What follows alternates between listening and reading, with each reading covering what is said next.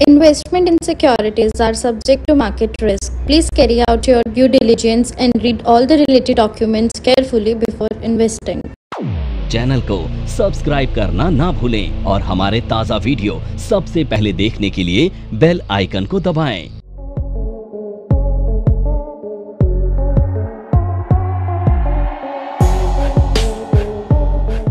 आज हम डिस्कस करने वाले हैं कि किस तरीके से ऑप्शंस के प्रीमियम में चेंजेज आते हैं। जब भी हम किसी ऑप्शंस को बाई करते हैं, चाहे वो कॉल ऑप्शंस हो या फिर पुट ऑप्शंस हो, उसके प्रीमियम चेंज होते रहते हैं। प्रीमियम इंक्रीज भी होते हैं और डिक्रीज भी होते हैं। अब प्रीमियम इंक्रीज और डिक्रीज होने के क्या रीज़न है?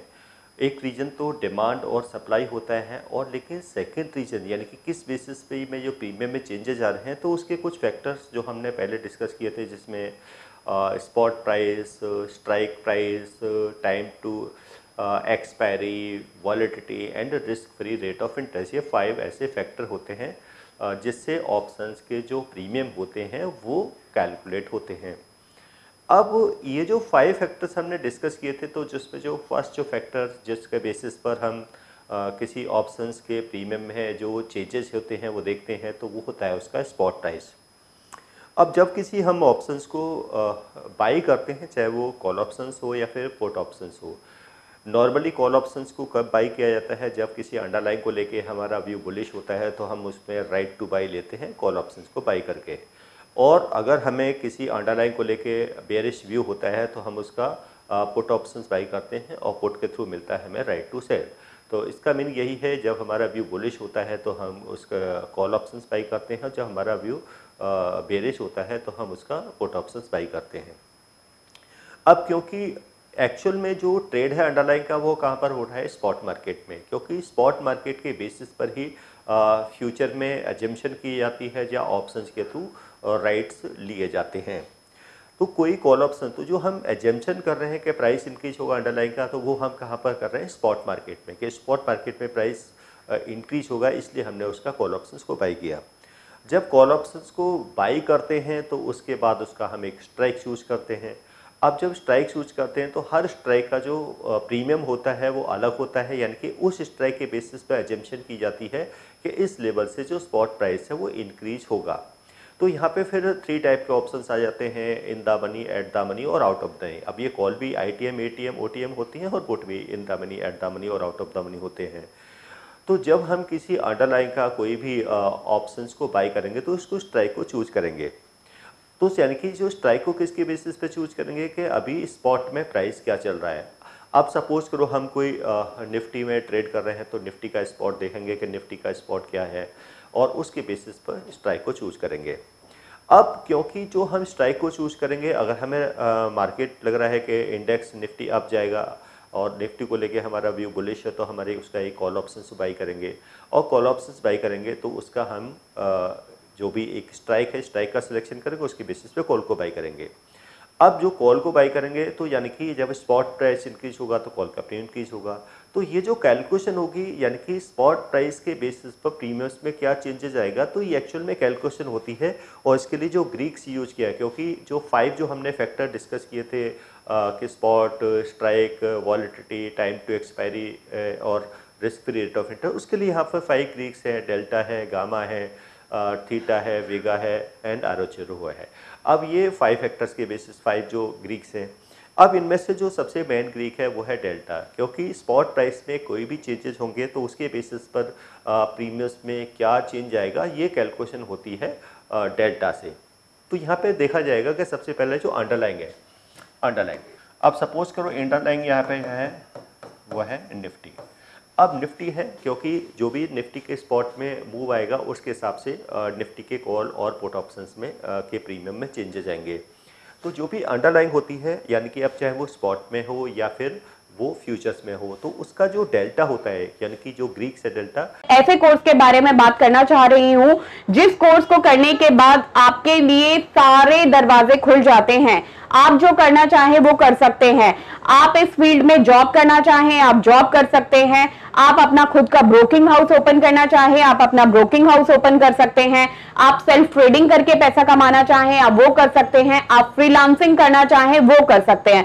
तो दोस्तों, ऐसी चीज आपको कहां मिलेगी जिसके बेसिस पर आप कुछ भी कर सकते हैं और बहुत सारा पैसा अर्न कर सकते हैं। कोर्स का नाम है advance diploma in financial market management. Advance diploma in financial market management जो कोर्स है, ये NIFM national institute of financial market का सबसे बेस्ट कोर्स है, क्योंकि जिस भी स्टूडेंट ने ये कोर्स किया है वो आज बहुत ही अच्छे लेवल पर जॉब कर रहा है। Advance diploma in financial market management के कोर्स की ड्यूरेशन है 1 ईयर, और 1 ईयर के अंदर हम लोग आपको वो सारी चीजें सिखाते हैं जो चीजें रिक्वायर्ड होती है इस इंडस्ट्री में एंटर करने के लिए। इस कोर्स के 5 लेवल्स होते हैं, जिसमें हम लोग बेसिक से लेके एडवांस तक सब चीजें सिखाते हैं। और दोस्तों, हमारे यहाँ पर जो हमारे टीचर्स हैं वो बहुत ही एक्सपीरियंस टीचर्स हैं। 15-15, 20-20 साल के साथ उनका एक्सपीरियंस है और उनको इसी मार्केट का एक्सपीरियंस है। प्रैक्टिकली वो लोग आपको टीच करेंगे और they are very down to earth. आपको किसी भी टाइम पर कोई भी डाउट है, कोई भी क्वेरी है, आप एक चीज को अगर 10 बार भी पूछेंगे तो वो आपको बड़ी ही इजीली आपके डाउट्स क्लियर करेंगे। सो अंडरलाइन का जो डेल्टा है, अंडरलाइन कोई भी हो, निफ्टी हो, बैंक निफ्टी हो या कोई स्टॉक हो, तो उसका सभी का जो डेल्टा होता है, तो अंडरलाइन का जो डेल्टा होगा वो होता है यहाँ पर 1, अंडरलाइन का डेल्टा। तो अंडरलाइन का डेल्टा का 1 का मीनिंग यही है कि निफ्टी के स्पॉट में अगर 100 पॉइंट का चेंज आएगा तो उसके फ्यूचर्स में भी 100 रुपीज़ पॉइंट का ही चेंज आएगा। यानी कि निफ्टी स्पॉट में अगर 100 पॉइंट अप जाएगी तो फ्यूचर भी 100 रुपीज़ अप जाएगा। अगर स्पॉट 100 पॉइंट डाउन जाएगा तो उसका फ्यूचर भी 100 पॉइंट डाउन। बट ऑप्शंस में ऐसा नहीं है। ऑप्शंस के प्रीमियम में बिल्कुल एग्जैक्ट उतने चेंजेस नहीं आते हैं जो उसके स्पॉट में चेंजेस आते हैं।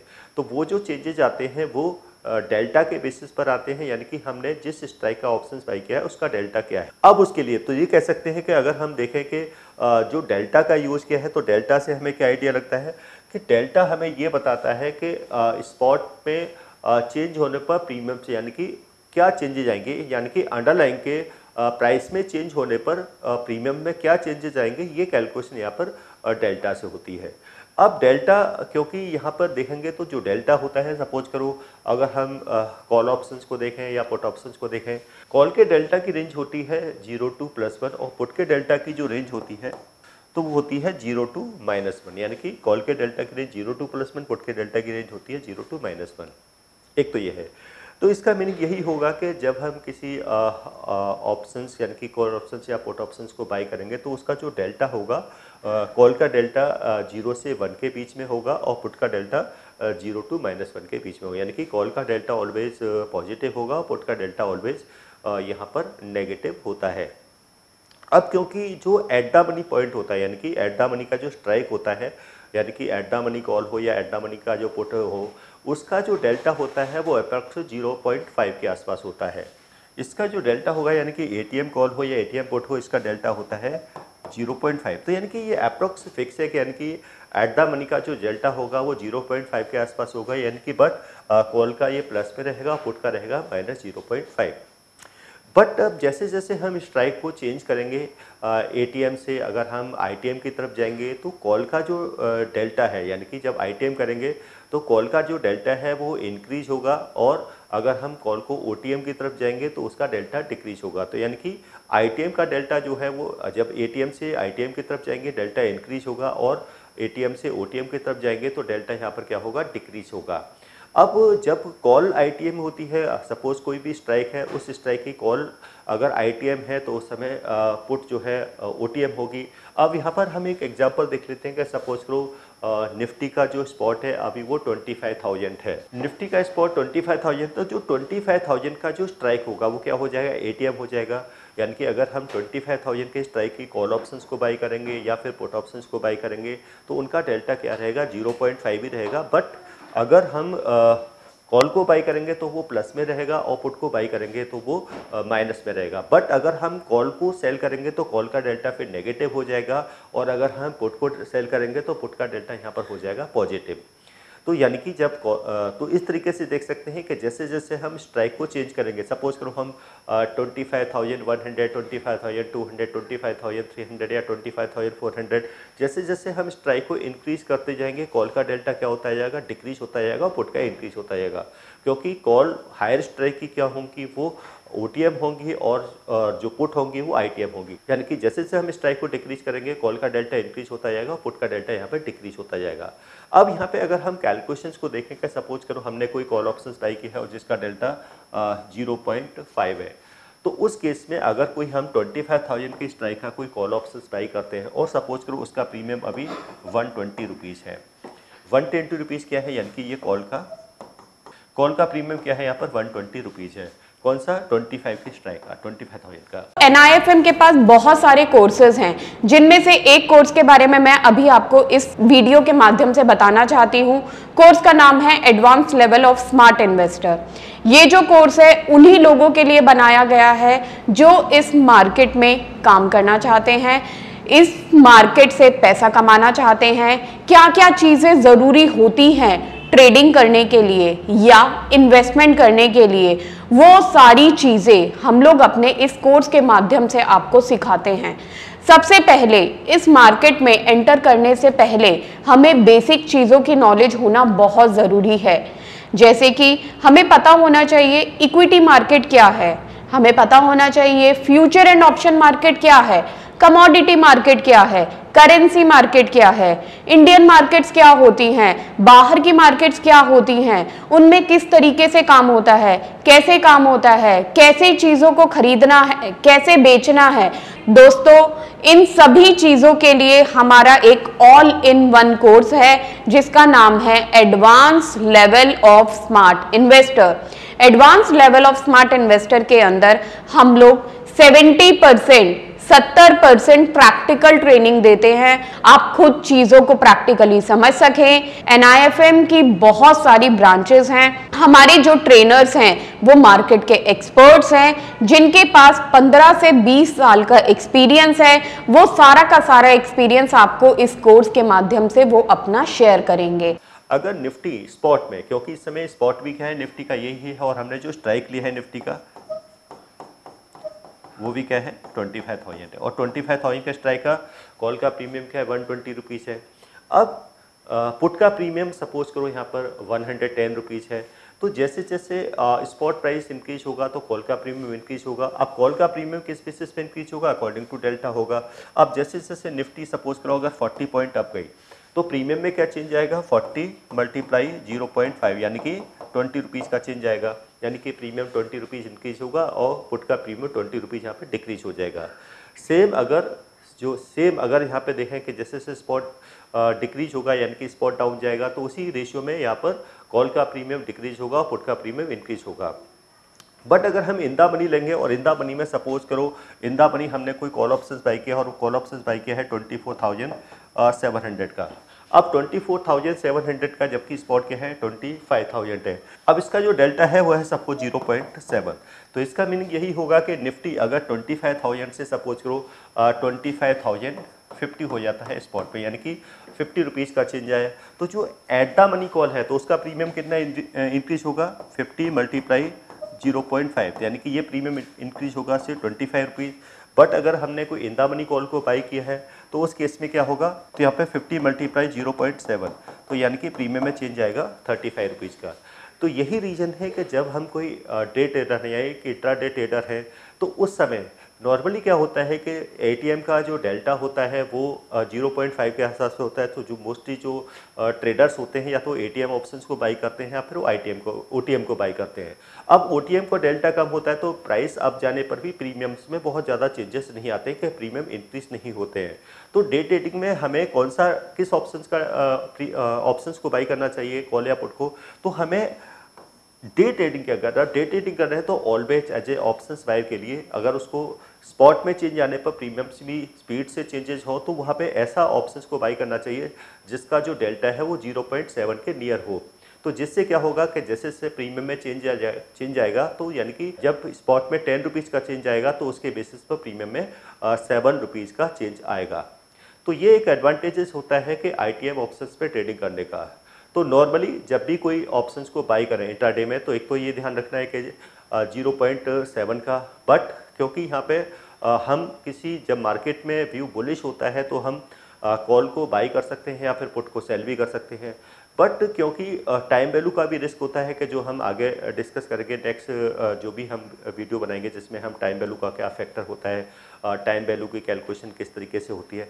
बट अभी हम जैसे कि यहाँ पर डेल्टा को कैलकुलेट कर रहे हैं, तो डेल्टा मीन्स यही होता है कि अगर हम किसी ऑप्शंस को बाई करते हैं तो उसके प्रीमियम में क्या चेंजेस आएंगे, तो ये हमें पता लगेगा उसके डेल्टा से। अब क्योंकि ओटीएम के प्रीमियम्स कम होते हैं तो मोस्टली ट्रेडर क्या करते हैं, out of the money options को बाई कर लेते हैं। अब स्पॉट प्राइस तो इंक्रीज होता है लेकिन प्रीमियम्स इंक्रीज नहीं होते हैं, और उसका रीज़न यही होता है कि जो ओटीएम ऑप्शंस बाई किया था उसका डेल्टा 0.2 था या 0.3 था, जिसकी वजह से स्पॉट पे तो इंक्रीज हुआ लेकिन प्रीमियम उस रेशियो से उसमें इंक्रीज नहीं हो पाए। तो ये एक रीज़न होता है। तो सबसे जो बेस्ट जो स्ट्राइक होता है किसी भी ऑप्शंस बायर के लिए, तो वो स्ट्राइक होता है, यानी कि सबसे मेन चीज़ होती है कि जब भी कोई हम कॉल ऑप्शंस या पुट ऑप्शंस बाई करते हैं तो स्ट्राइक का सिलेक्शन। तो हमें किस स्ट्राइक के ऑप्शंस को बाई करना चाहिए, जिस स्ट्राइक का जो डेल्टा है वो 0.7 के पास हो, यानी कि बहुत डीप आईटीएम में भी हमें नहीं जाना है कुछ, क्योंकि जो डीप आईटीएम होते हैं एक तो उसके प्रीमियम्स ज़्यादा होंगे, सेकेंडली क्या होता है कि वहाँ पे जो स्प्रेड है वो काफ़ी ज़्यादा हो जाता है, जो बिड आस्क स्प्रेड होता है, तो उस समय और वॉल्यूम्स भी काफ़ी लो हो जाते हैं, क्योंकि डीप आईटीएम में वॉल्यूम्स लो हो जाएंगे। तो बेटर है कि हम कोई भी ऑप्शन यानी कि स्ट्राइक का सिलेक्शन करें, तो वो हमारे लिए बेस्ट स्ट्राइक होगा कॉल या पुट ऑप्शंस के लिए, जिसका डेल्टा 0.7 के नियर होगा। तो जिससे कि जैसे स्पॉट में चेंज आएगा तो उसका यानी कि 70% का जो चेंज आएगा वो प्रीमियम्स पे आ जाएगा। तो ये एक डेल्टा की कैलकुलेशन है कि किस तरीके से। अब डेल्टा के बेस पे हम बहुत सारी हैजिंग स्ट्रेटेजीज भी बनाते हैं कि हैजिंग है जिसको डेल्टा न्यूट्रल या डेल्टा हैजिंग स्ट्रेटेजीज कहते हैं, डेल्टा हैजिंग स्ट्रेटेजीज। अब हम आगे आने वाले जो हमारा वीडियो होगा उसमें हम एक डेल्टा हैजिंग स्ट्रेटेजी देखेंगे कि हम किस तरीके से डेल्टा को न्यूट्रल कर सकते हैं और अपना जो रिस्क है, यानी कि जो फ्यूचर्स बेसिकली जो फ्यूचर ट्रेडर होते हैं, तो वो किस तरीके से ऑप्शंस के थ्रू, क्योंकि फ्यूचर का डेल्टा 1 होता है, जैसे से अगर स्पॉट 100 रुपीज़ डाउन जाएगा तो फ्यूचर में 100 रुपीज़ का लॉस होगा, अप जाएगा तो 100 रुपीज़ का प्रॉफिट भी होगा। तो इसको हम कैसे ऑप्शंस के थ्रू हैज कर सकते हैं, और जो हमारे जो स्पीड है यानी कि प्रीमियम जो चेंजेस आ रहे हैं उसको कैसे कम कर सकते हैं। तो जो डेल्टा न्यूट्रल यानी कि कैसे स्ट्रेटजी है, तो वो हम नेक्स्ट वीडियो में, एक जो वीडियो हमारा होगा वो हम इसी पर डिस्कस करेंगे कि किस तरीके से हम डेल्टा न्यूट्रल या डेल्टा हैजिंग स्ट्रेटजी, और उस स्ट्रेटजी को यूज़ करके भी हम किस तरीके से इंट्राडे और पोजिशनल ट्रेड में प्रॉफिट्स यहाँ से जनरेट कर सकते हैं डेल्टा न्यूट्रल स्ट्रेटजी के बेसिस पर।